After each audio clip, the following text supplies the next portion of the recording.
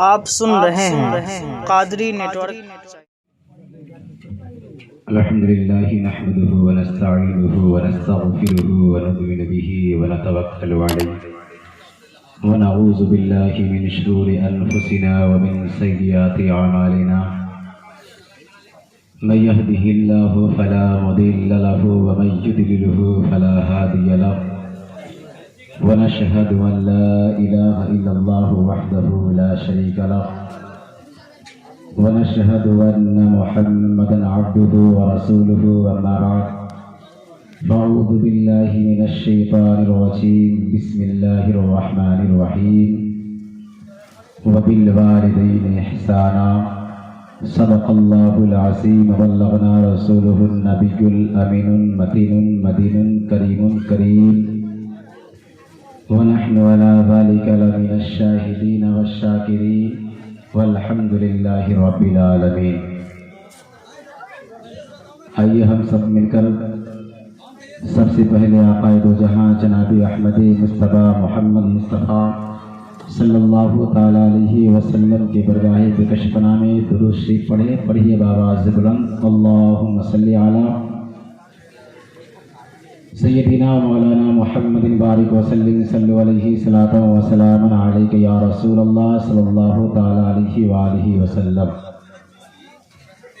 حضرات محترم، حضور اعلیٰ حضرت الشاہ امام احمد رضا خاں فاضل بریلوی کیا قلم کرتے ہیں، وہی رب ہے جس نے تجھ کو ہماتن کرم بنایا۔ اگر اچھا لگے تو سبحان اللہ بولیے، ورنہ بالکل خاموش سنیے۔ وہی رب ہے جس نے تجھ کو ہماتن کرم بنایا، ہمیں بھیک مانگنے کو تیرا آستہ بتایا، تجھے حمد ہے خدایا، تجھے حمد ہے خدایا۔ اور آقا کی شان میں کیا قلم کرتے ہیں کہ یہی بولے سدرا والے چمنے جہاں کے تھالے، یہی بولے سدرا والے چمنے جہاں کے تھالے، سبھی میں نے چھان ڈالے تیرے پائے کا نہ پایا، تجھے یک نہ یک بنایا، تجھے حمد ہے خدایا، تجھے حمد ہے خدایا۔ اسٹیج پہ بیٹھے ہوئے علماء کرام، باہر سے آئے ہوئے مہمان خصوصی اور پردے سے سماعت کرنے والی خواتین اسلام، بالخصوص ہمارے استاذ محترم حضرت اللہ مولانا مظہر القادری صاحب اور حاضران مجلس، السلام علیکم ورحمۃ اللہ وبرکاتہ۔ حضرات محترم، رونق اسٹیج ہے حضرت اللہ مولانا تسلیم رضا قبلہ، بعد ان کے بعد حافظ قاری علاء الدین صاحب قبلہ، وہ بھی رونق اسٹیج ہے، اور ہمارے جماعت کے ایک حسین پھول شاعر اسلام حضرت حافظ قاری علی امام صاحب وہ بھی موجود ہے۔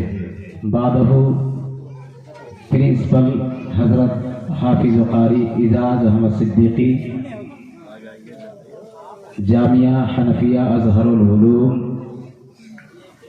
سو بھی تشریف لا چکے ہیں، اور ہمارے ادارے کے صدر اعلیٰ حضرت حافظ قاری نظام الدین صاحب قبلہ کو بھی حاضر ہو چکے ہیں۔ بس تھوڑی دیر میں رونق اسٹیج ہوں گے، آپ ان کے چہرے کی زیارت کیجیے، اور بعد جن جن حضرات ابھی رونق اسٹیج ہیں، یہ نائب رسول ہیں، انشاءاللہ پاک صاحب کے حقدار بنیں گے، ان کے چہرے اقدس کی زیارت کیجیے انشاءاللہ۔ اور مرنے کے بعد ہم سبھی کا یہ ایمان ہے کہ واقعی اگر ہم اور آپ علماء کی اچھی طریقے سے باتوں پہ عمل کیا، علماء کے باتوں پہ ہم نے یقین رکھا، تو انشاءاللہ مرنے کے بعد یہی علماء میرے ساتھ جانے والے ہیں انشاءاللہ العزیز۔ یہ میں نہیں بلکہ آقا کی حدیث بول رہا ہے، کیونکہ علماء کی قدر ہمارے اوپر فرض عین ہے، اس لیے علماء کی قدر کرنی چاہیے۔ بعد درشی پڑھی، اللہم صلی علی سیدنا مولانا محمد بارک وسلم صلی علیہ صلاۃ و سلام علیک یا رسول اللہ صلی اللہ تعالیٰ علیہ وسلم۔ آپ کے دیار میں میری پہلی بار شرکت ہو رہی ہے، اور نہ میں آپ کو جانتا ہوں نہ آپ مجھے جانتے ہیں، لیکن مشکل کی گھڑی بن کر میں آپ کے سامنے کھڑا ہوں صرف 10 منٹ کے لیے میں آپ کے سامنے کچھ گفتگو رکھوں گا، لیکن میں رکھنے سے پہلے میں آپ سے پھر اصول برکت کے لیے ایک بار اور بواز بلند اگر یاد ہو تو میرے ساتھ پڑھ لیجیے، اللہ رب محمد صلی اللہ علیہ وسلم نحن عباد محمد صلی اللہ علیہ وسلم صلاۃ و سلام علیک یا رسول اللہ صلی اللہ تعالی وسلم۔ شاعر کیا کلام کرتا ہے کہ خاک پائے رسول مل جائے، اگر اچھا لگے تو سبحان اللہ بولیے گا، کہ خاک پائے رسول مل جائے، باب جنت کا پھول مل جائے، اور میں یہ سمجھوں کہ مل گیا سب کچھ، میں یہ سمجھوں کہ مل گیا سب کچھ گر مدینے کا دھول مل جائے، گر مدینے کا دھول مل جائے۔ اور یہ دیکھیے شاعر کیا قلم کرتا ہے آقا کی شان میں کہ خشک کے پودوں پہ جان دیتے ہیں، بولیے سبحان اللہ، خشک کے پودوں پہ جان دیتے ہیں، کنکروں کو زبان دیتے ہیں، خشک کے پودوں پہ جان دیتے ہیں، کنکروں کو زبان دیتے ہیں، اور خواجہ خواجگانے کو آقا سارے ہندوستان دیتے ہیں، خواجہ خواجگانے کو آقا سارے ہندوستان دیتے ہیں۔ اور علم کے اوپر ایک اشعار سنیے کہ اہل سنت کی نظر میں صاحب ایمان ہے، اہل سنت کی نظر میں صاحب ایمان ہے، اور جو یقیناً الفت سرکار پہ قربان ہے، اور جو یقیناً الفت سرکار پہ قربان ہے۔ خواجہ معین الدین چشتی سنجری رحمت رضوان کے اوپر کیا قلم ہوتا ہے کہ انگلیوں ان پر اٹھانے والوں سے کہہ دو ذرا، اچھا لگے تو سبحان اللہ بولیے گا، کہ انگلیوں ان پر اٹھانے والوں سے کہہ دو ذرا، آج بھی خواجہ ہمارے ہند کا سلطان ہے، آج بھی خواجہ ہمارا ہند کا سلطان ہے۔ دین کی تعلیم کو پڑھے سنیے کہ کل بروزے حشر سر پہ، کل بروزے حشر سر پہ تاج کا حقدار ہے، کل بروزے حشر سر پہ تاج کا حقدار ہے، اس جہاں میں جس کا بیٹا حافظ قرآن ہے، اس جہاں میں جس کا بیٹا حافظ قرآن ہے۔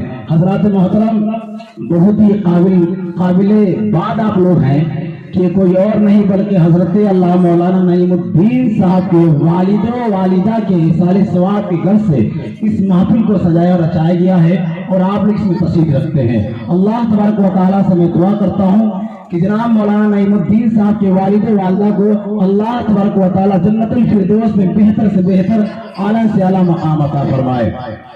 حضرات محترم، میں نے آپ کے سامنے خطبہ مسنونہ کے بعد قرآن شریف کی بہت ہی مشہور معروف آیت پیش کی۔ اللہ تبارک و تعالیٰ خلاصہ بیان فرماتا ہے، وَبِالْوَالِدَيْنِ إِحْسَانًا، اپنے ماں باپ کے ساتھ اچھا سلوک کیا کرو۔ لیکن اگر دیکھا جائے آج ہمارے اس دور میں تو ہمارے ماں باپ کی اہمیت کیا ہوتی ہے، ماں باپ کی قدر کیا ہوتی ہے، ماں باپ کی عظمت کیا ہوتی ہے، ماں باپ کی رفعت کیا ہوتی ہے، ساری چیز تو ہم بھول بیٹھے ہیں۔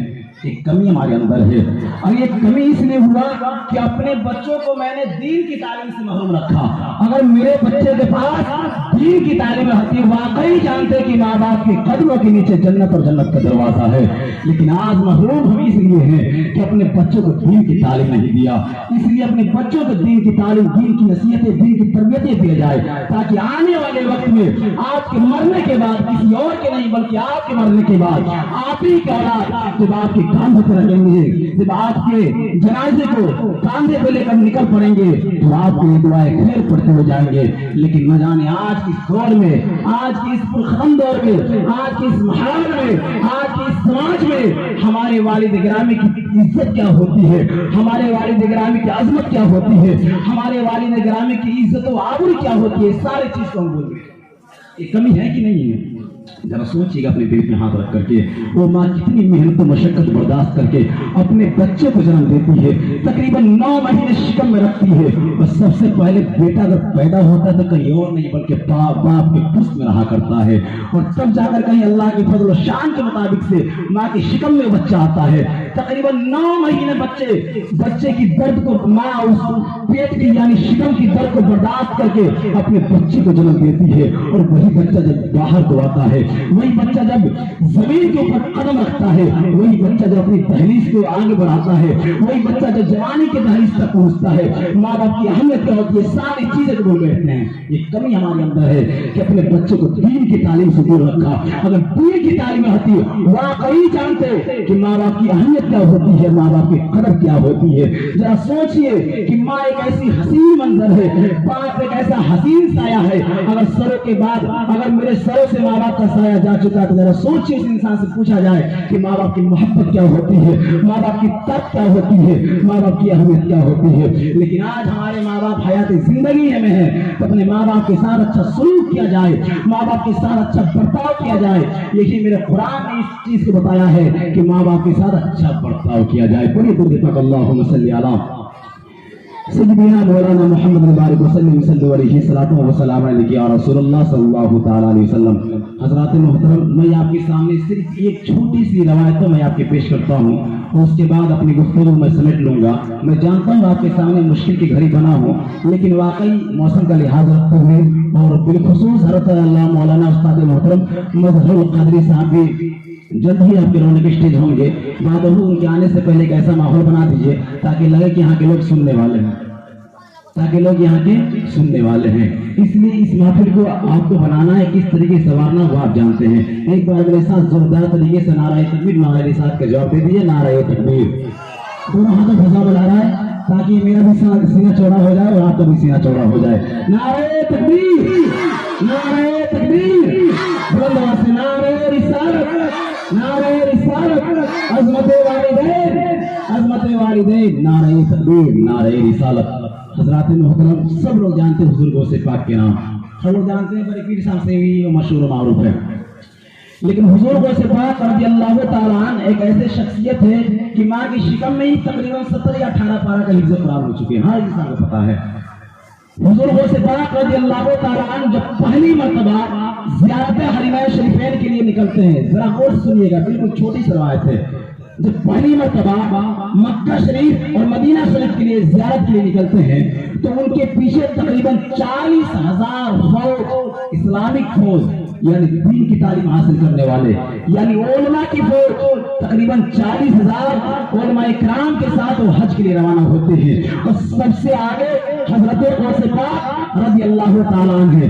جیسے ہی نکلتے ہیں، آگے بڑھتے ہیں، بڑھنے کے بعد جیسے ہی مکہ معظمہ پہنچتے ہیں، پہنچنے کے بعد دیکھتے کہ وہاں کے ایک مفتی اعظم بہت ہی مشہور و معروف اور جن کی زندگی صرف پڑھنے اور پڑھانے میں گزری ہوئی تھی، جن کی زندگی صرف پڑھنے اور پڑھانے میں گزری ہوئی تھی، ان سے ملاقات ہوتی ہے، اور ملاقات ہونے کے بعد حضور غوث پاک رضی اللہ تعالیٰ عنہ سے عرض کرتے ہیں کہ آپ کے لباس کو دیکھ کر کے، آپ کے فوج کو دیکھ کر کے مجھے ایسا محسوس ہو رہا ہے کہ آپ عالم دین تو نہیں ہیں۔ اور واقعی حضور غوث پاک رضی اللہ تعالیٰ عنہ بچپن کے وقت سے جھوٹ نہیں بولا کرتے تھے، آپ کو پتہ ہونی چاہیے۔ حضور غوث پاک رضی اللہ تعالیٰ عنہ ارشاد فرماتے ہیں، ہاں بالکل میں عالم دین ہوں۔ بولا کہ بات کیا ہے؟ حضور غوث پاک رضی اللہ تعالیٰ عنہ جیسے اس بات کو بتاتے ہیں، وہ مفتی اعظم مکہ جن کی زندگی صرف پڑھنے اور پڑھانے میں گزری ہوئی تھی، وہ بولے کہ چلو جب آپ عالم دین ہیں تو آپس میں بیٹھ کر کے کچھ مباحثہ کر لیا جائے، کچھ باتیں کر لیا جائے۔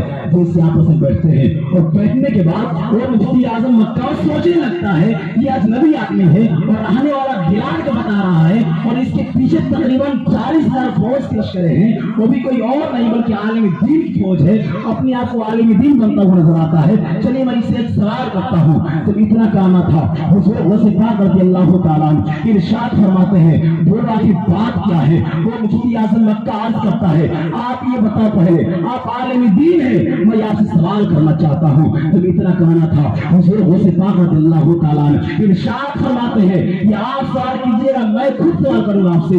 جب اتنا کانا تھا وہ مفتی اعظم مکہ سوچ رہا تھا کہ میری زندگی صرف پڑھنے پڑھانے میں گزری ہوئی ہے اور یہ ہم سے سوال کیا کرے گا؟ ایک اجنبی آدمی ہے، رہنے والا گیلان کا بتا رہا ہے، اس کے پیچھے تقریباً 40,000 फौज की लश्करें हैं, वो भी कोई और नहीं बल्कि आलिम दीन की फौज है। अपने आप को आलिम दीन बनते हुए नजर आता है। ये अजनबी आदमी है, ये पहली बार आया हुआ है और मेरी जिंदगी सिर्फ पढ़ने और पढ़ाने में गुजरी हुई है। आखिर ये मुझसे सवाल क्या कर सकता है?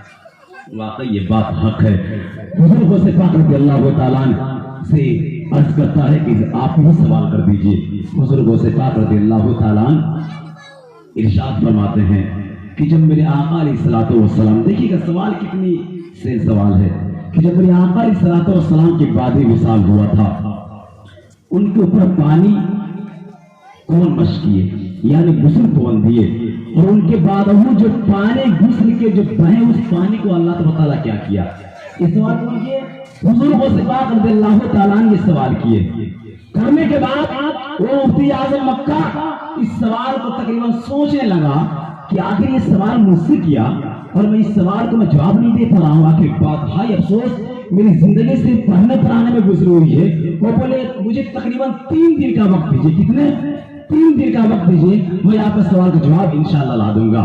जब इतना कहना था और मुफ्ती आज़म मक्का अपना हुज़्र अक़दस में जाते हैं, जाने के बाद सारी किताबें खोल डालते हैं, लेकिन इस सवाल का जवाब नहीं मिलता है। तकरीबन 1 हफ्ता गुजर जाता है। गुजरने के बाद उनकी आंखों में आंसू आ जाते हैं, रोने लगते हैं। महसूस ऐसा होता है कि मेरी जिंदगी सिर्फ पढ़ने पढ़ाने में गुजरी हुई है। एक अजनबी आदमी आकर के मुझसे एक ऐसा सवाल कर दिया, एक ऐसा सवाल कर दिया कि ये सवाल का जवाब मुझे नहीं मिल पा रहा है। आखिर बात क्या है?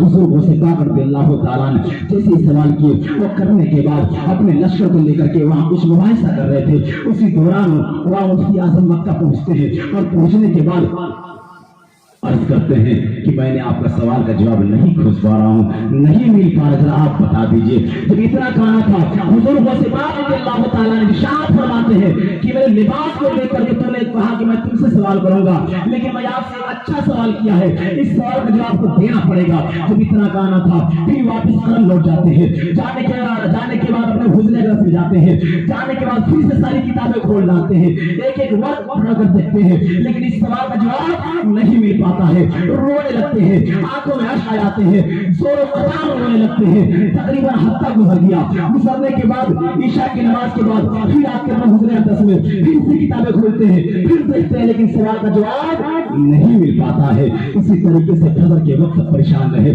फजर की नमाज पढ़ाते हैं, फजर की ईशा की नमाज के बाद जाते हैं और जाकर सारी किताबें खोलते हैं। खोलने के बाद इस सवाल का जवाब नहीं मिला। उनको आंख आती है, सो जाते हैं। खाम में किसी और का नहीं बल्कि आका अलैहिस्सलाम का दीदार होता है। सुभान अल्लाह, खाम में आका अलैहिस्सलाम का दीदार होता है। किनके पास? हुजूर मुफ्ती आज़म के पास।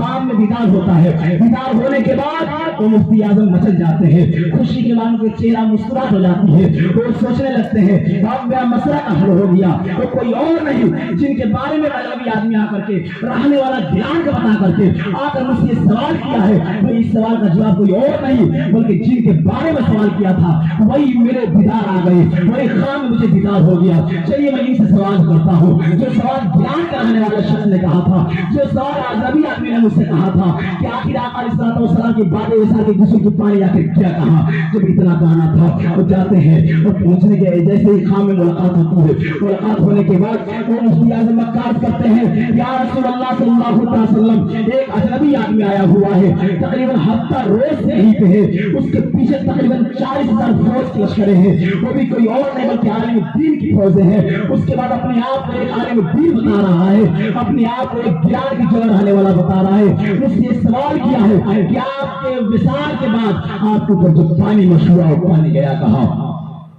आका अलैहिस्सलाम इरशाद फरमाते हैं ये सवाल मुझसे क्यों पूछ रहा है? अगर पूछना है तो जो मेरे बाजू में जो शख्स खड़ा है उससे पूछ ले। जब इतना कहना था, बाजू वाले शख्स से पूछते हैं, सवाल का जवाब मिल जाता है। मिलने के बाद वो मुफ्ती आज़म मक्का के चेहरे पे मुस्कुराहट छा जाती है, वो हंसी के मारे बिल्कुल समा जाते हैं।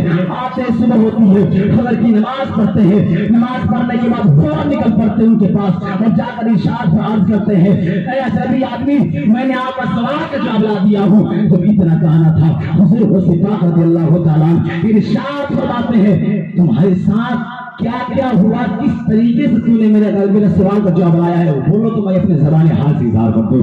جب اتنا کہنا تھا حضور غوث پاک رضی اللہ تعالیٰ جیسے اس بات کو بتایا اور بتانے کے بعد ان کے چہرے بالکل یعنی مرجھا جاتے ہیں اور سوچنے لگتے ہیں آخر بات کیا ہے کہ میرے ساتھ کیا ماجرا ہوا، میرے ساتھ کیا باتیں ہوئی، میں نے اس سوال کا جواب کیسے لایا، آخر اسے کیسے پتا چل گیا۔ میں پوچھ بیٹھا آخر بات کیا ہے۔ حضور غوث پاک رضی اللہ تعالیٰ ارشاد فرماتے ہیں کہ تم تقریباً ایک ہفتہ اس سے پریشان تھا اس سوال کو جواب پانے کے لیے، لیکن اس سوال کا اللہ اکبر یا رسول اللہ یا رسول اللہ زندہ باد شکر اللہم صلی علی سیدنا مولانا محمد بارک وسلم صلی علیہ الصلوۃ والسلام علیک یا رسول اللہ صلی اللہ تعالی علیہ وسلم۔